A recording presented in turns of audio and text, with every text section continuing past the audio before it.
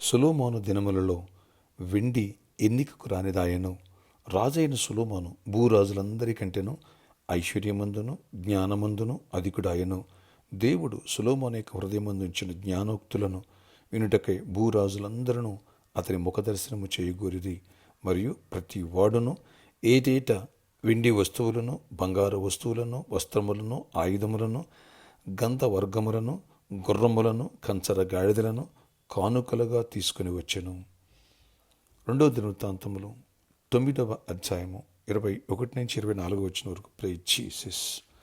ఈరోజు July 31 Thursday. Good morning. పరలోకనేశ్వర సంఘ బిడ్డలందరికీ, ఆత్మీయులందరికీ కృప సమృద్ధిగా కలుగునుగాక. ఆమేన్. ఫ్రెండ్స్, దేవుడు దావీదునందు ఆనందించారు. దావీదును ఒక స్నేహితుడిగా భావించారు, హృదయానుసారుడుగా భావించారు. అతనిని ఇష్టపడ్డారు. అందువల్ల దావీదుకు వాగ్దానం ఇచ్చారు, నీ తరతరాలకి సింహాసనం అటు పెడుతున్నాను, మీకే ఇస్తున్నాను అన్నారు. రెండవది, నీ కుమారుని నా కుమారుడు చేసుకుంటాను, నా కృప ఎడబాయనని చెప్పారు. ఎంతగా ఇచ్చించి ఒక వ్యక్తిని దేవుడు దీవిస్తే, ఒక వ్యక్తిని దేవుడు గనపరిస్తే, ఒక వ్యక్తి దేవుడిని ఆకర్షిస్తే కుటుంబం పైన, బిడ్డల పైన ఇంత దీవెనలు ఉంటాయా అనడానికి ఎగ్జాంపుల్ సొలొమోను. వెండి ఎన్నిక రాలేదంట. భూరాజులందరికంటే ఐశ్వర్యము, జ్ఞానము. Praise Jesus.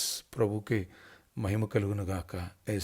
అతని హృదయం ముందు ఉంచిన జ్ఞానోక్తులన్నింటికి భూరాజులందరూ యుద్ధాలు చేయాల్సిన వాళ్ళు వచ్చి కానుకలు పట్టుకొస్తున్నారు. వెండి, బంగారము, వస్త్రాలు, ఖరీదైన వస్తువులు, ఆయుధాలు, గంధవర్గాలు, జంతువులు పట్టుకొచ్చి కానుక ఇచ్చేలేరు.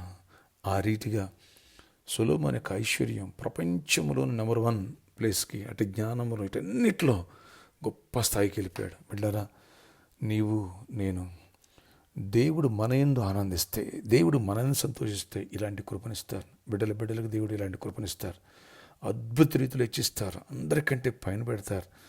ఎవ్వరికి లేని తలాంతులు, జ్ఞానం, వివేచన నీకు ఇస్తారు. అలా ఇవ్వాలని కోరుకుంటున్నాడు. కానీ సొలొమోను పవిత్ర జీవితాన్ని కోల్పోయాడు.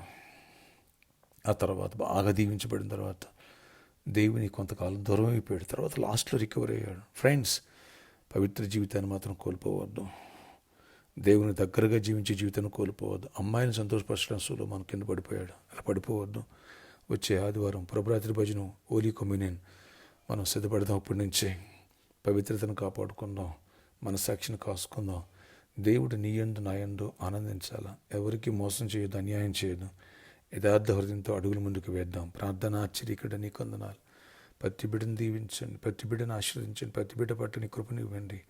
ఆనాడు మీరు దీవిస్తే, ఒక వ్యక్తిని మీరు నమ్మితే, ఒక వ్యక్తి యందు మీరు ఆనందిస్తే అలాంటి దీవులు ఇస్తారో ఆయన దావీదు, సొలొమోను ఎగ్జాంపుల్. ఎందుకంటే దావీదు అంత త్యాగం చేశాడు నీ మందిరం కోసం. అంత ఘనమైన కానుకలు ఇచ్చాడు. విడిచిపెట్టి దేవుడు కాదు. అంతగా సమృద్ధి సొలొమోను దీవించావు. ఇలాంటి దీవెన, ఇలాంటి హృదయాలు మీరు మాకు దయచేయండి. మీకు ఇష్టంగా, మీకు దగ్గరగా జీవించాలి. మీ విరుద్ధకరమైన జీవితాలన్నీ కూడా క్షమించి, వాటి నుంచి విడిపించి, మిమ్మల్ని ఆకర్షించే మెట్టుకు మేము అడుగులు వేయాలి. మిమ్మల్ని సంతోషపరిచే మెట్టుకు మేము అడుగులు వేయాలి. నిత్య జీవం కావాలి, ఇక్కడ దీవెనలు కావాలి. కృప దయచేయండి. సొలొమోనులా ఎక్కడ పడిపోనివ్వద్దు. అన్ని విషయాలు ఎందుకు విశ్వాసం, భయభక్తులు కలిగి జీవించాలి. కృపనివ్వండి, సమృద్ధినివ్వండి, మంచి జాబ్స్ ఇవ్వండి. యేసు నామములో మంచి జాబ్స్ వచ్చునుగాక, మంచి పనులు దొరుకును, మంచి ప్రాజెక్టులు వచ్చునుగాక. అయా మంచి బిజినెస్ జరగాలి. కృప చూపించి మా బిడ్డలను బ్లెస్ చేయండి. ఆర్థిక సమృద్ధినివ్వండి, ఆరోగ్యాన్ని ఇవ్వండి, అనారోగ్యాన్ని స్వస్థపరచండి. యేసు ప్రతి అనారోగ్యాన్ని గద్దిస్తూ మీరు గద్దించి విడుదల స్వస్థపరచండి. బ్రేక్ త్రూ ఇవ్వండి. ఆయన సీజనల్ ఫీవర్స్ని విడిపించండి, ఇన్ఫెక్షన్స్ విడిపించండి, సంపూర్ణమైన ప్యారలైజ్డ్ అయినా కూడా స్వస్థపరచండి. అద్భుత రీతిలో ఆశీర్వదించి కృపాక్షేమాలు ప్రతి ఒక్కరు దయచేసి మహిమ చెందండి. అయ్యా, పెళ్లి కాని పెళ్ళి అవ్వాలి, గర్భాలు పొందాలి, గర్భిణీ స్త్రీలు క్షేమాన్ని, సుఖప్రసవాలు పొందాలి. ఈరోజు బర్త్డే, వెడ్డింగ్, యానివర్సరీ బిడ్డలను దీవించి దీర్ఘాయుష్యు, కృపాక్షేమం దయచేసి గొప్ప కార్యాలు జరిగించి మహిమ చెందండి. యేసు నామములో ప్రార్థిస్తున్నాను తండ్రి, ఆమేన్. నీ హృదయాన్ని దావీదులాగా సెటరేట్ చేసుకో. దేవుడు నీ యందు ఆనందిస్తే నీ దీవెన తరతరాలకు ఉంటుంది. విద్యార్థివా, జ్ఞానం ఇచ్చునుగాక, టాప్ ప్లేస్లో లేవనెత్తునుగాక. ఎవరైతే లవ్ వేపేసి ఇవన్నీ పక్కన పెట్టేసి దేవునికి ఇష్టంగా జీవించు. విశ్వాస పరిచారు కూడా పరిశుద్ధంగా జీవించు. నీ వల్ల ఎదుటివారు దుఃఖపడకూడదు, నీ వల్ల ఎదుటివారు ఏడవకూడదు. దేవుడు సంతోషించాలి. God bless you all.